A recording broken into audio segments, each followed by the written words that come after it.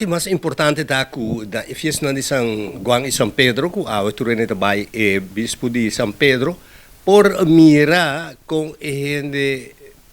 por mirar com gente não está atua. Tem banda,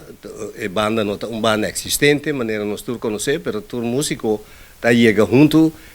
não tursa é acordo não, é cantica não,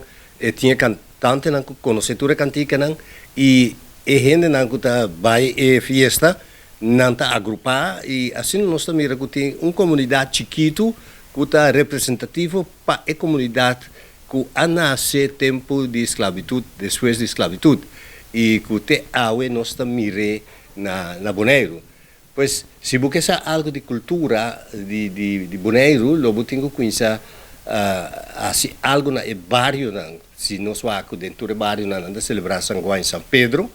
com exceção de praia,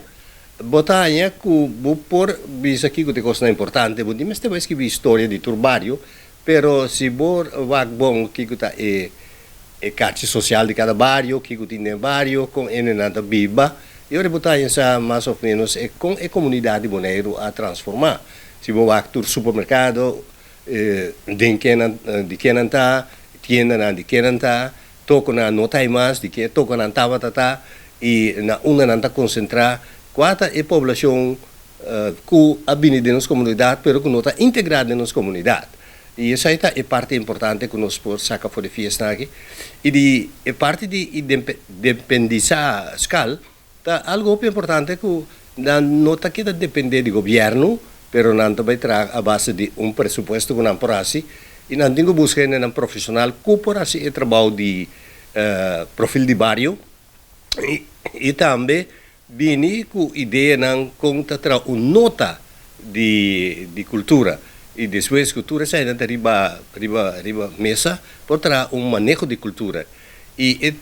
parte também é de nota de cultura nós mestre assim uma petição na nossa irmã Isla Corsou para ajudar-nos com a nota de cultura aqui. Para sobre na Bonaire, não tem gente que por escrever uma nota de cultura. E depois nós vai ser que hora que tudo está claro, nós vai ser que o governo e está dando uma comissão, uma tarefa para escrever o manejo. E o manejo é para cantor novo, ou edifício novo, que não se chama calmas, mas lá nós vemos a casa cultural, mas não tem que só com a Aruba, para executar o manejo. Então, isso aí está importante.